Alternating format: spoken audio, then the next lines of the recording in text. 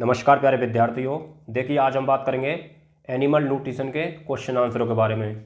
और आज के अपने टॉपिक रहेंगे प्रोक्सीमेट प्रिंसिपल, ऊर्जा विभाजन, उपापचयी, पानी। अब इनसे रिलेटेड जितने भी क्वेश्चन आंसर बनते हैं उन सभी को इस वीडियो में कंप्लीट करेंगे, ठीक है। तो देखिए इसमें पहला क्वेश्चन है, क्रूड प्रोटीन बनी होती है तो बताइए किससे मिलकर बनी होती है? ट्रू प्रोटीन या एनपीएन या दोनों या क्रूड फाइबर? बताइए इसका आंसर क्या होगा? आंसर होगा सी, यानी कि जो क्रूड प्रोटीन होती है ना वो ट्रू प्रोटीन और एनपीएन दोनों से मिलकर बनी होती है। और एनपीएन को क्या बोलते हैं?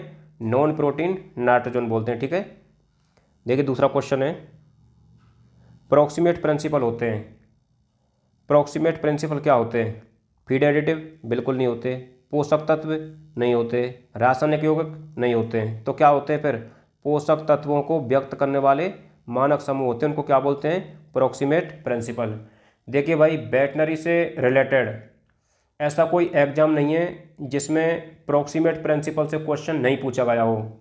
तो कहने का मतलब यह है कि इसमें से हर बार क्वेश्चन पूछा जाता है। प्रोक्सीमेट प्रिंसिपल में थे, पिछली बार भी पूछे गए हैं और अब भी पूछे जाएंगे, तो इस टॉपिक को ध्यान से पढ़ना है। इससे रिलेटेड एक भी क्वेश्चन गलत नहीं होना चाहिए, ठीक है। देखिए तीसरा क्वेश्चन है, किस प्रोक्सीमेट प्रिंसिपल की पाचकता नहीं निकाली जा सकती? अब देखिए दोस्तों, पाचकता उसी की निकाली जा सकती है जिससे क्या प्राप्त होती है? ऊर्जा प्राप्त होती है। तो ऐसा कौन सा प्रोक्सीमेट प्रिंसिपल है जिससे ऊर्जा प्राप्त नहीं होती? तो वो हो जाएगा टोटल आस। आस का मतलब क्या होता है? राख। अब बताइए, राख से ऊर्जा प्राप्त होती है? नहीं प्राप्त होती। राख ये वही राख है, किसी चीज़ को जलाने पर जो बनती है ना, ये वही राख है, ठीक है।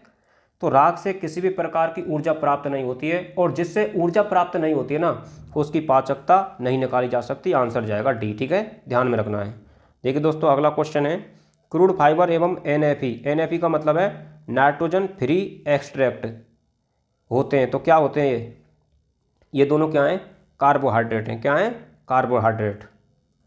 देखिए दोस्तों पांचवा क्वेश्चन है अपना, निम्न में से कौन ईथर एक्सट्रैक्ट की श्रेणी में आता है? तो विटामिन ए, डी, ई के, यानी कि ये क्या है? सभी फैट सोल्यूबल विटामिन है, ठीक है। फैट सोल्यूबल विटामिन, बेक्स भी आता है, कैरोटीन भी आता है, ठीक है। तो ये सभी किसकी श्रेणी में आते हैं? ईथर एक्सट्रैक्ट की श्रेणी में आते हैं। तो आंसर जाएगा अपना डी, ठीक है। देखिए छठवां क्वेश्चन है, ईथर एक्सट्रैक्ट मापने की विधि है तो कौन सी विधि काम में लेते हैं? तो वो लेते हैं सॉक्सलेट एपरेटस या सॉक्सलेट विधि काम में लेते हैं, ठीक है। देखिए सातवां क्वेश्चन है, भोजन की प्रोटीन में नाइट्रोजन की मात्रा पाई जाती है, कितनी पाई जाती है? कितनी मान के चलते हैं बताओ? भोजन की प्रोटीन में नाइट्रोजन की मात्रा कितनी पाई जाती है? तो वो पाई जाती है 16%। देखिए दोस्तों आठवां क्वेश्चन है, क्रूड प्रोटीन किस विधि से मापी जाती है? यानी कि क्रूड प्रोटीन को जो मापते हैं हम किस विधि से मापते हैं? तो वो काम लेते हैं जेल-डाल मेथड, है ना, जेल-डाल विधि काम में लेते हैं। देखिए अगला क्वेश्चन है कि ऐसे कार्बोहाइड्रेट जो आसानी से पचते नहीं हैं क्या कहलाते हैं? ऐसे कार्बोहाइड्रेट जो आसानी से पचते नहीं हैं क्या कहलाते हैं बताओ? वो कहलाते हैं क्रूड फाइबर, ठीक है। क्रूड फाइबर क्या होते हैं? यानी कि ऐसे कार्बोहाइड्रेट होते हैं जिनका पाचन आसानी से नहीं होता है। देखिए 10वां क्वेश्चन है, ग्लूकोज एवं लैक्टोज किस श्रेणी में आते हैं? देखिए ये तो आपको पता है कि ये क्या है, ये कार्बोहाइड्रेट है ना। लेकिन कार्बोहाइड्रेट भी दो प्रकार के होते हैं, मैंने अभी बताया था आपको, है ना। एक तो होते हैं क्रूड फाइबर और एक होते हैं एनएफई। तो ये इनमें से कौन से हैं? तो भाई साहब ये हो जाएंगे एनएफई, यानी कि नाइट्रोजन फ्री एक्सट्रैक्ट। ये ध्यान रखना है आपको। देखिए 11वां क्वेश्चन है, प्रोक्सीमेट प्रिंसिपल जिसे डायरेक्ट एनालिसिस या सीधे विश्लेषण से नहीं निकाला जा सकता, कौन सा है बताओ? जिसको सीधे विश्लेषण से, डायरेक्ट एनालिसिस से नहीं निकाला जा सकता, तो वो कौन सा हो जाएगा? एनएफई हो जाएगा। एनएफई एकमात्र ऐसा प्रोक्सीमेट प्रिंसिपल है जिसे डायरेक्ट एनालिसिस से नहीं निकाला जा सकता, ठीक है। चलो 12वां क्वेश्चन है, क्रूड प्रोटीन निकालने का सही सूत्र क्या है? देखिए नाइट्रोजन की मात्रा इंटू 6.45 गलत है, नाइट्रोजन की मात्रा इंटू 6.25 सही है, ठीक है। आंसर क्या हो जाएगा? बी हो जाएगा। देखिए जब आप चीज़ों को पढ़ लेते हैं तो एक बार में आपका डायरेक्ट जो ध्यान है वो खा जाता है, आंसर पे जाता है। तो पहले आप क्या करें, पहले आप थ्योरी को कंप्लीट किया करो। जब आपकी थ्योरी कंप्लीट हो जाए ना, जब आप क्वेश्चन प्रैक्टिस किया करो, ठीक है। उससे क्या है, उनमें जो कन्फ्यूजन होता है ना वो दूर हो जाता है। देखिए दोस्तों 13वां क्वेश्चन है, प्रोक्सीमेट प्रिंसिपल की संख्या होती है। भाई साहब पूछा गया क्वेश्चन है ये, ठीक है, पूछा गया क्वेश्चन है ये। तो प्रोक्सीमेट प्रिंसिपल की संख्या कितनी होती है? 6 होती है। अब मैं पूछ रहा हूँ आपसे कि पोषक तत्वों की संख्या कितनी होती है, कमेंट करके बताना है, ठीक है। देखिए अगला क्वेश्चन है, ऑटोक्लेव मशीन का तापमान, दबाव, समय होता है, कितना होता है? देखिए ऑटोक्लेव को एक तो हम काम में लेते हैं सर्जरी में स्टरलाइज करने के लिए, उसका जो तापमान दाब समय होता है वो तो होता है 121 डिग्री सेंटीग्रेड 15 LBS 15 मिनट के लिए। लेकिन यहाँ हम पढ़ेंगे वो अलग है। तो बताइए, यहाँ हम काम में लेते हैं, देखो 121 डिग्री सेंटीग्रेड 15 LBS 15 मिनट के लिए, ठीक है। और LBS का मतलब क्या होता है? LBS का मतलब होता है लिब्रा बैलेंस स्केल, ठीक है। देखिए बिंडी सिस्टम ऑफ प्रोक्सीमेट एनालिसिस में बिंडी किसका नाम है? बिंडी किसका नाम है बताओ? वैज्ञानिक का नाम है या प्रयोगशाला का नाम है या पशु चिकित्सा महाविद्यालय का नाम है या सभी हैं? बताओ क्या है आंसर, क्या जाएगा? बिंडी प्रयोगशाला है। क्या है? बिंडी एक प्रयोगशाला है जो कहाँ पर स्थित है? जर्मनी में, ठीक है। 16वां क्वेश्चन है, TDN % ज्ञात करने का सही सूत्र। TDN का मतलब होता है टोटल डाइजेस्टेबल न्यूट्रिएंट। तो बताइए सही सूत्र क्या होगा? सोचिए, लगाइए दिमाग। देखो न्यूट्रिशन इतना आसान नहीं है जितना आप समझते हो, अभी आपको पता चल जाएगा। तो DCP% प्लस DCF%, DCF का मतलब क्या है? डाइजेस्टेबल क्रूड फाइबर %, और DNFE यानी कि डाइजेस्टेबल नाइट्रोजन फ्री एक्सट्रैक्ट, ठीक है, plus 2 × 2.5 × DEE digestible ether extract %। तो आंसर भैया यही है अपना, ठीक है। ये चीज़ें समझनी पड़ेंगी आपको, तब समझ में आएंगी, है ना। देखिए अगला है, NFE% यानी कि सूक्ष्म पदार्थ के आधार पर ज्ञात करने का सही सूत्र है। तो सही सूत्र क्या होगा? देखिए 2-4 क्वेश्चन है ऐसे, तो वीडियो को छोड़ के नहीं जाना है अभी से, कहीं वीडियो को छोड़कर चले जाएं ऐसे क्वेश्चन देखकर। अरे यहाँ छोड़ के चले जाओगे, एग्जाम में भी छोड़ दोगे क्या? तो भागना नहीं है, चाहे कोई कितनी भी कठिन चीज़ हो, है ना। कोशिश करने से हर चीज़ आसान हो जाती है। आप समझोगे, समझ में आएगा, ठीक है। वीडियो को छोड़ के नहीं जाना है, लास्ट तक देखना है। देखते हैं कितने क्वेश्चन आते हैं। तो बताइए NFE% ज्ञात करने का सही फॉर्मूला क्या है? तो 100 माइनस क्रूड फाइबर का %, क्रूड प्रोटीन का %, प्लस ईथर एक्सट्रैक्ट का % और टोटल आस, यही हो जाएगा। 100 में से इनको क्या कर देंगे? माइनस कर देंगे। किनको? Crude fibre, crude protein, ether extract, total ash, ठीक है।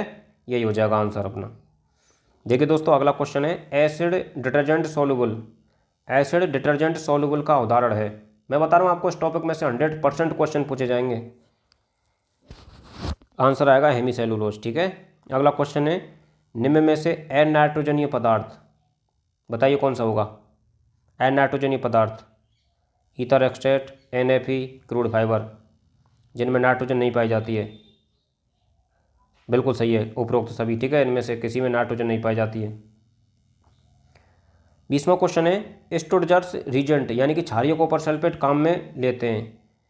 तो कब काम में लेते हैं? ईथर एक्सट्रैक्ट निकालने के लिए, या ट्रू प्रोटीन निकालने के लिए, या क्रूड फाइबर निकालने के लिए, बताओ। तो हम काम लेते हैं ट्रू प्रोटीन निकालने के लिए, एक एजेंट के रूप में काम करता है, ठीक है। स्टुअर्ट रीजेंट काम में लेते हैं, किस लिए? ट्रू प्रोटीन निकालने के लिए। देखिए 21वां क्वेश्चन है, निम्न में से NFE नाइट्रोजन फ्री एक्सट्रैक्ट का उदाहरण है, बताइए क्या है? NFE, तो NFE का उदाहरण क्या है? राइबोज, ग्लाइकोजन और ग्लूकोज। तो आंसर जाएगा डी, ठीक है। अगला क्वेश्चन है कि प्रोटीन से कितना % उपापचयी पानी प्राप्त होता है? तो ये मेटाबॉलिक वाटर की बात हो रही है। जब प्रोटीन का उपापचय होता है तो कितना पानी का उत्पादन होता है ना, बताओ? 40%, ठीक है। देखिए 23वां क्वेश्चन है, 1 ग्राम मीथेन से कितनी ऊर्जा प्राप्त होती है? भैया बहुत अच्छे क्वेश्चन है, इग्नोर नहीं करना है इनको, सामना करना है इनका, ठीक है। तो बताइए 1 ग्राम मीथेन से कितनी ऊर्जा प्राप्त होती है? हाँ बिल्कुल सही है, आपकी बार आपका आंसर बिल्कुल सही है। कितनी होती है? 13.34 किलो कैलोरी ऊर्जा प्राप्त होती है, ठीक है। देखिए अगला क्वेश्चन है, जानवरों में मीथेन के रूप में कितने % सकल ऊर्जा का ह्रास होता है? जानवरों में मीथेन के रूप में कितने प्रतिशत सकल ऊर्जा का ह्रास होता है? तो आप बता सकते हैं इसको, तो बताइए। 7%। कितना? 7%। देखिए 25वां क्वेश्चन है, रूमंती जानवरों में सकल ऊर्जा का कितने प्रतिशत पेशाब के रूप में ऊर्जा का ह्रास होता है? पेशाब के रूप में 5%। ठीक है। देखिए पिछला क्वेश्चन था कि मीथेन के रूप में कितना आएगा? 7%। ठीक है। और पेशाब के रूप में 5%। ध्यान रह जाएगा, रखना पड़ेगा। 1 ग्राम वसा से कितनी पीएफवी प्राप्त होती है? पीएफवी का मतलब क्या होता है? Physiological fuel value. Physiological fuel value यानी कि कार्बनिकीय सकल ऊर्जा, कुछ ऐसा होता है। ठीक है। तो कितना होती है बताओ? 9 किलो कैलोरी। ठीक है। अगला क्वेश्चन है, क्रूड प्रोटीन निकालते समय कौन सा कारक काम में लेते हैं? बताइए, ये तो आपको पता होना चाहिए। 6.25 लेते कि नहीं लेते? 6.25। आंसर क्या जाएगा? बी जाएगा। देखिए 28वां क्वेश्चन है, कुल राख मापी जाती है। कुल राख मापने के लिए, कुल राख क्या है? एक प्रोक्सीमेट प्रिंसिपल है जिसको किससे मापते हैं? बपल भट्टी से मापते हैं। ठीक है। और बपल भट्टी का टेम्परेचर कितना होता है? 66 डिग्री सेंटीग्रेड होता है ना। वो हम आगे बात करेंगे, क्वेश्चन आएगा जब। देखिए अगला क्वेश्चन है, 1 ग्राम ग्लूकोज से कितना उपापचयी पानी बनता है? 1 ग्राम ग्लूकोज से कितना बनता है? 0.6 है ना, इतना बनता है। अगला क्वेश्चन है, उपापचयी पानी की मात्रा कुल ग्रहण किए गए पानी का कितना प्रतिशत होती है भाई? बताओ। 5 से 10% होती है। ठीक है। देखिए अगला क्वेश्चन है, 1 ग्राम कार्बोहाइड्रेट से कितनी सकल ऊर्जा प्राप्त होती है? 1 ग्राम कार्बोहाइड्रेट से कितनी सकल ऊर्जा प्राप्त होती है? ये तो आपको बताना ही पड़ेगा। कितनी होती है? 4.15 किलो कैलोरी। ठीक है। तो फिर 1 ग्राम वसा से कितनी सकल ऊर्जा प्राप्त होगी? देखो वसा से सकल ऊर्जा ज़्यादा प्राप्त होगी, है ना। तो वो कितनी प्राप्त होगी? तो वो होगी 9.4 किलो कैलोरी। ठीक है। भैया नहीं आते तो इनको रट लेना, लेकिन कैसे भी इनको इग्नोर नहीं करना, पढ़ना ही पढ़ना है। ठीक है। क्योंकि एग्जाम में 10 सब्जेक्ट आती हैं, अपनी फेवरेट सब्जेक्ट रटने से, याद करने से कुछ नहीं होता। ठीक है। जो अच्छी नहीं लगती हैं वो भी क्या है, हमको पढ़नी ही पड़ेंगी। अगला क्वेश्चन है कि गाय में चारा खिलाने पर सकल ऊर्जा का कितना प्रतिशत मल के रूप में ह्रास होता है? क्या खिला रहे हैं? चारा खिला रहे हैं, तो मल के रूप में सकल ऊर्जा की कितनी हानि होगी? क्वेश्चन ये पूछ रहा है, तो आप बताओ कितनी हानि होगी? 40 से 50%। 40 से 50%। तभी तो दाना खिलाना चाहिए। ठीक है। पाचकता किसकी ज़्यादा होती है? चारे की होती है, दाने की होती है? पाचकता दाने की ज़्यादा होती है। ठीक है। ऊर्जा प्राप्त ज़्यादा किससे होती है? चारे से या दाने से? दाने से होती है। ठीक है। घनत्व किसका ज़्यादा होता है? चारे का या दाना का? दाने का। अगला क्वेश्चन है, सुअर में सकल ऊर्जा का कितना प्रतिशत मल के रूप में ह्रास होता है? बताइए, ये तुमको ही बताना है। 20%। बिल्कुल सही है। देखिए 35वां क्वेश्चन है, सुअर में सकल ऊर्जा का कितना प्रतिशत पेशाब के रूप में ह्रास होता है? तो उसमें 20% था, और वो क्या था? सकल ऊर्जा का मल के रूप में। मल के रूप में तो 20%, और पेशाब के रूप में बताइए। पेशाब के रूप में 2 से 3% सकल ऊर्जा का ह्रास होता है। ठीक है। चलिए देखिए दोस्तों, अगला क्वेश्चन है कि गाय में 1 केजी दुग्ध उत्पादन के लिए कितनी टीडीएन की आवश्यकता होती है? भैया बहुत अच्छा क्वेश्चन है, इस बार एग्जाम में पूछा जा सकता है कि गाय में 1 केजी दुग्ध उत्पादन के लिए कितनी टीडीएन की आवश्यकता होती है? बताओ। तो वो होती है 0.32। ठीक है। 0.32 केजी, ऐसे समझ लो आप तो। अगला क्वेश्चन है कि 1 केजी टीडीएन से कितनी पचित ऊर्जा प्राप्त होती है? 1 केजी टीडीएन से बताइए। 4.4। ठीक है। 4.4। अगला क्वेश्चन है, 1 केजी टीडीएन से कितनी उपापचयी ऊर्जा प्राप्त होती है? 1 केजी टीडीएन से कितनी ऊर्जा प्राप्त होती है? तो वो होती है 3.6। 3.6 मिली कैलोरी। ठीक है। अगला क्वेश्चन है, 1 कैलोरी में कितने जूल्स होते हैं? बताओ कितने होते हैं? 4.18। देखिए 40वां क्वेश्चन है, जानवरों के भोज्य पदार्थ में सूक्ष्म पदार्थ की मात्रा निकालने के लिए कौन सा उपकरण काम में लेते हैं? सूक्ष्म पदार्थ को मापने के लिए बताइए। गर्म हवा भट्टी क्या काम में लेते हैं? गर्म हवा भट्टी, ठीक है, गर्म हवा भट्टी काम में लेते हैं, यानी कि हॉट एयर ओवन काम में लेते हैं, जिससे क्या होता है, नमी की मात्रा का पता चलता है, ठीक है। अगला क्वेश्चन है कि ग्लूकोज व सुक्रोज किस ग्रुप में आते हैं भाई? ग्लूकोज और सुक्रोज है तो कार्बोहाइड्रेट, लेकिन कौन से कार्बोहाइड्रेट हैं ये आप बताओगे, तो कौन से? NF यानी कि नाइट्रोजन फ्री एक्सट्रैक्ट। देखिए 42वां क्वेश्चन है, ट्रू प्रोटीन निकालने के लिए कौन सा रसायन काम में लेते हैं? बहुत अच्छा क्वेश्चन है, बताइए।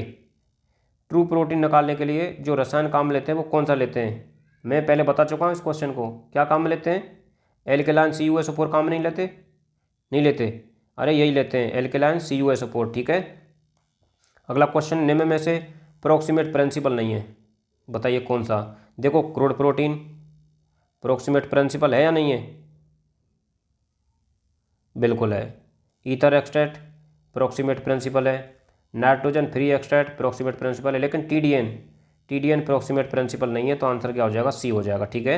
अगला क्वेश्चन है, सेलुलोज निम्न में से किस ग्रुप में आता है? सेलुलोज क्या है? सेलुलोज भी कार्बोहाइड्रेट है, तो कौन सा कार्बोहाइड्रेट है? ये क्रूड फाइबर में आता है, ठीक है, ये क्रूड फाइबर में आता है। देखिए 45वां क्वेश्चन है, डूमास मेथड किसकी मात्रा ज्ञात करने का तरीका है? बोलिए। क्रूड प्रोटीन, ठीक है। देखिए अगला क्वेश्चन है, निम्न में से किसमें नाइट्रोजन नहीं पाई जाती? अनाइट्रोजनीय पदार्थ कौन कौन से हैं? पिछली बार क्वेश्चन आ चुका है, बताइए। तो आंसर जाएगा इसका, देखिए एक तो crude fibre, nitrogen free extract और ईथर एक्सट्रैक्ट, इनमें नाइट्रोजन नहीं पाई जाती। अगला क्वेश्चन है, एसिड इनसॉल्युबल आस का उदाहरण है, एसिड इनसॉल्युबल आस, तो बताइए इसका उदाहरण क्या है? उदाहरण हो जाएगा सिलिका, ठीक है। देखिए दोस्तों अगला क्वेश्चन है कि फीड सैंपल में, नहीं ये क्वेश्चन देखा आपने, है ना, देखिए 47वां क्वेश्चन देखा, देखते हैं इसको। एसिड इनसॉल्युबल आस का उदाहरण क्या हो जाएगा? सिलिका हो जाएगा। देखिए अगला है, एसिड डिटर्जेंट फाइबर का सही सूत्र क्या है?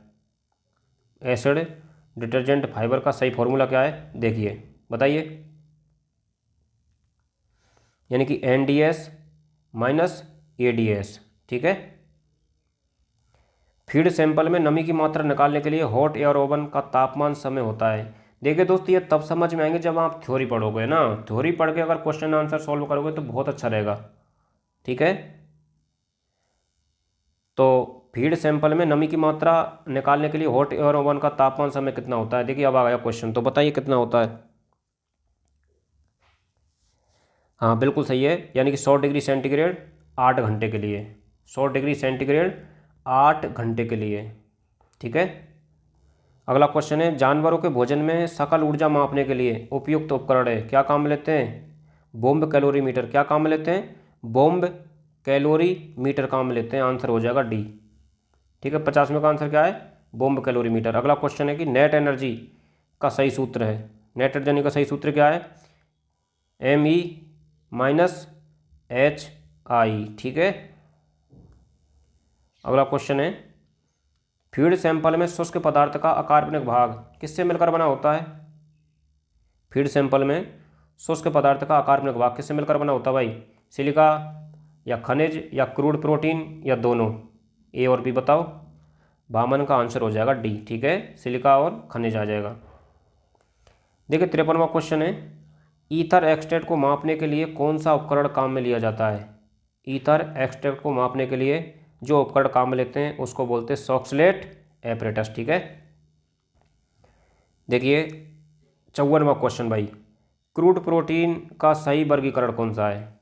क्रूड प्रोटीन का सही वर्गीकरण, फीड, शुष्क पदार्थ, कार्बनिक पदार्थ, नाइट्रोजनीय पदार्थ, ठीक है। तो सही तो यही हो जाएगा, इनको क्या देखना फिर, ठीक है, आंसर हो जाएगा ये। देखिए 55वां क्वेश्चन है, क्रूड फाइबर का निर्धारण किस उपकरण से किया जाता है? क्रूड फाइबर का जो निर्धारण किया जाता है या इसको जो मापा जाता है वो किसके द्वारा मापा जाता है? तो इसके लिए काम लेते हैं हम रिफ्लेक्सिंग एपरेटस काम लेते हैं, क्या लेते हैं? रिफ्लेक्सिंग एपरेटस काम लेते हैं। अगला क्वेश्चन है कि हेमीसेलुलोज कौन सा प्रोक्सीमेट प्रिंसिपल है? हेमीसेलुलोज, हेमीसेलुलोज क्या है? कार्बोहाइड्रेट, क्या है?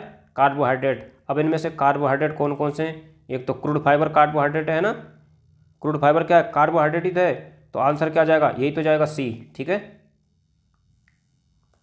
देखिए 57वां question, nitrogen free extract, nitrogen free extract का निर्धारण कैसे किया जाता है, तो बताइए भाई कैसे किया जाता है। तो इसका जो निर्धारण किया जाता है ना, वो किया जाता है गणना के द्वारा, बाई कैलकुलेशन के द्वारा। ठीक है, अगला क्वेश्चन है, सिस्टम ऑफ प्रोक्सीमेट एनालिसिस किसने दिया था, तो ये हिनेबर्ग और स्टोमैन ने दिया था। कहाँ पर दिया था, बिंडी प्रयोगशाला में दिया था, जर्मनी में। ठीक है, 1865 में या 1965, क्या है कमेंट करके बताना। ठीक है, अगला क्वेश्चन है, नाइट्रोजन फ्री एक्सट्रैक्ट में कौन से तत्व शामिल होते हैं, बताइए कौन से तत्व शामिल होते हैं नाइट्रोजन फ्री एक्सट्रैक्ट में, तो वो होते हैं पचित कार्बोहाइड्रेट। यानी कि देखो NAP क्या होते हैं, यानी कि ऐसे कार्बोहाइड्रेट जिनका पाचन आसानी से हो जाता है, उनको क्या बोलते हैं, पचित कार्बोहाइड्रेट बोलते हैं, NAP बोलते हैं। ठीक है, PFB का पूरा नाम क्या है, मैं पहले ही बता चुका हूँ, physiological fuel value, physiological fuel value. ठीक है, कार्यकीय ईंधन ऊर्जा, ऊर्जा ऐसा होता है कुछ हिंदी में। 61वां क्वेश्चन है, 1 ग्राम कार्बोहाइड्रेट की PFB होती है, 1 ग्राम कार्बोहाइड्रेट की PFB कितना होती है, तो बात किसकी कर रहा है, कार्बोहाइड्रेट की, तो बताइए वो कितनी होती है, 4 किलो कैलोरी। ठीक है, अगला क्वेश्चन है, क्रूड फाइबर का सही वर्गीकरण बताइए, क्रूड फाइबर का सही वर्गीकरण क्या होगा, फीड, शुष्क पदार्थ, कार्बनिक पदार्थ, नाइट्रोजनी पदार्थ। इसमें नाइट्रोजनी पदार्थ नहीं आएगा, इसमें आएगा एनाइट्रोजनी पदार्थ। क्या आएगा, एनाइट्रोजनी पदार्थ। ठीक है, तो दूसरा देखते हैं, फीड, शुष्क पदार्थ, कार्बनिक पदार्थ, एनाइट्रोजनी पदार्थ। तो एनाइट्रोजनी पदार्थ आ रहा है, तो आंसर हो जाएगा अपना बी। आंसर क्या हो जाएगा, बी हो जाएगा। ठीक है, देखते हैं 63वां क्वेश्चन, ऊर्जा विभाजन में पचित ऊर्जा प्राप्त होती है, ऊर्जा विभाजन में पचित ऊर्जा प्राप्त होती है, तो बताइए, ये तो आपने पढ़ा ही नहीं होंगे, तो GE - FE, इनको थ्योरी में पढ़ना तब समझ में आएगा। ठीक है, अगला क्वेश्चन है, ऊर्जा विभाजन में HF का पूरा नाम क्या है, हीट ऑफ फर्मेंटेशन। क्या है, हीट ऑफ फर्मेंटेशन। देखिए दोस्तों 65वां क्वेश्चन है अपना कि किस प्रकार के कार्य के लिए नेट एनर्जी फॉर प्रोडक्शन यानी कि NEP का उपयोग होता है, किस प्रकार के कार्य के लिए बताओ, क्वेश्चन तो अच्छे हैं, यानी कि उत्पादन के लिए। ठीक है, अगला क्वेश्चन है, रूमंती जानवरों में मेटाबॉलिक एनर्जी होती है, तो क्या होती है बताओ, DE डाइजेस्टेबल एनर्जी, UE और GPD। आंसर ए होगा इसका। ठीक है, देखिए 67वां क्वेश्चन है, नेट एनर्जी फॉर मेंटेनेंस का उपयोग किसके लिए होता है, नेट एनर्जी फॉर मेंटेनेंस का उपयोग किसके लिए होता है बताइए, तो वो होता है रख रखाव के लिए। ठीक है, देखिए अगला क्वेश्चन है, ऊर्जा विभाजन में GPD का पूरा नाम क्या है बताओ भाई, GPD का बताइए, GPD का नाम पूरा हो जाएगा गैसियस प्रोडक्ट ऑफ डाइजेशन। क्या हो जाएगा, गैसियस प्रोडक्ट ऑफ डाइजेशन। ठीक है, देखिए 69वां क्वेश्चन है, बॉम्ब कैलोरीमीटर में कौन सा रसायन काम में लेते हैं भाई, क्या काम में लेते हैं, बेंजोइक अम्ल काम लेते हैं। क्या काम में लेते हैं, बेंजोइक अम्ल। बिल्कुल सही है क्या नहीं है, अरे बिल्कुल सही है, अरे ठीक है, तुम गलत बता ही नहीं सकते, मुझे पूरा भरोसा है। ऊर्जा विभाजन का सही क्रम बताओ, GE DE ME NE। ये NE का मतलब net energy, metabolic energy, digestible energy, gaseous energy. ठीक है, ये ज़्यादा कुछ इंपॉर्टेंट नहीं है ऐसा, पर क्वेश्चन इनसे पूछा जाता है। देखिए अगला क्वेश्चन है, ऊर्जा विभाजन में HI का अर्थ है, HI किसको बोलते हैं बताओ, हीट इंक्रीमेंट। ठीक है, देखिए अगला क्वेश्चन है, ऊर्जा विभाजन में हीट इंक्रीमेंट होता है, क्या होता है, HF और HNM। आंसर डी हो जाएगा। ठीक है, देखिए 73वां क्वेश्चन है, ऊर्जा विभाजन का सबसे अंतिम घटक कौन सा होता है, ऊर्जा विभाजन का सबसे अंतिम घटक होता है निबल ऊर्जा। ठीक है, अगला क्वेश्चन है कि कार्बोहाइड्रेट का श्वसन गुणांक यानी कि जो रेस्पिरेटरी कूटेंट होता है वो कितना होता है, 1 होता है। कितना होता है, 1। ठीक है, ये हो जाएगा। देखिए 75वां क्वेश्चन है, कौन सा तत्व सबसे अधिक उपापचयी पानी उत्पादन करता है, बताइए। यानी कि जो मेटाबॉलिक वाटर का प्रोडक्शन होता है ना इनके उपापचय के दौरान, तो किससे सबसे ज़्यादा होता है, ये पूछ रहा है। बसा से ज़्यादा होता है। ठीक है, अगला क्वेश्चन है, डी इंटू 0.82 होता है, क्या है ये क्या है, ये है क्या, ये साला कर क्या रहा है। आंसर हो जाएगा मेटाबॉलिक एनर्जी। ठीक है, 77वां क्वेश्चन है, total digestive nutrient TDN। TDN क्या है, कुल पाचक पोषक तत्व। क्या है, कुल पाचक पोषक तत्व। फुल फॉर्म ही तो पूछिए इसमें, और क्या है। अगला क्वेश्चन है कि वसा का श्वसन गुणांक होता है, कितना होता है, वसा का श्वसन गुणांक होता है भाई 0.7। ठीक है, देखिए 69वां क्वेश्चन है, detergent method of forest analysis किसने दिया था। Detergent method of forest analysis किसने दिया था, ये दिया था बेन सोएस्ट ने दिया था। ठीक है, देखिए 80वां क्वेश्चन है अपना, नेचुरल डिटर्जेंट फाइबर में क्या शामिल होते हैं, क्या शामिल होते हैं, सिलिका शामिल होते हैं। ठीक है, अगला क्वेश्चन है कि एसिड डिटर्जेंट फाइबर का विश्लेषण किसके द्वारा किया जाता है, तो वो किया जाता है H2SO4 के द्वारा। देखिए 82वां क्वेश्चन है, नेचुरल डिटर्जेंट सोल्यूबल में क्या शामिल होता है, क्या शामिल होता है, स्टार्च शामिल होता है। ठीक है, देखिए 83वां क्वेश्चन है दोस्तों कि नेचुरल डिटर्जेंट फाइबर है ना, यानी कि NDF में शामिल होता है, क्या शामिल होता है, तो शामिल होता है सेलुलोज, हेमी सेलुलोज और लिग्निन। ठीक है, अब देखो मिलाने वाला एक क्वेश्चन है, इसको भी देख लेते हैं। तो टेबल 1 को टेबल 2 से मिला दीजिए भाई। टोटल लॉस को किससे निकालते हैं हम, बताओ, अरे बताओ, मफल भट्टी। किससे, मफल भट्टी, तो मिला दीजिए मफल भट्टी, है ना। ईथर एक्सट्रैक्ट किससे मापते हैं, सॉक्सलेट एपरेटस से। ठीक है, क्रूड प्रोटीन किससे मापते हैं, क्रूड प्रोटीन जलडाल मेथड से मापते हैं। वाटर किससे मापते हैं, हॉट एयर ओवन से। किससे, हॉट एयर ओवन से। साइलेज क्वालिटी फ्लैग इंडेक्स काम लेते हैं। ठीक है दोस्तों, तो ये अपने 80+ क्वेश्चन आंसर यहीं कंप्लीट होते हैं। ठीक है, मुझे पता है आपको इस सब्जेक्ट में प्रॉब्लम जरूर आई होगी, लेकिन कोई बात नहीं दोस्त, कोशिश करेंगे तो ऐसा कोई बड़ा काम नहीं। ठीक है, जब हम चीज़ों को समझ के पढ़ेंगे ना तो समझ में भी आएंगे। ठीक है, तो कोशिश करते रहिए, तैयारी करते रहिए। धन्यवाद।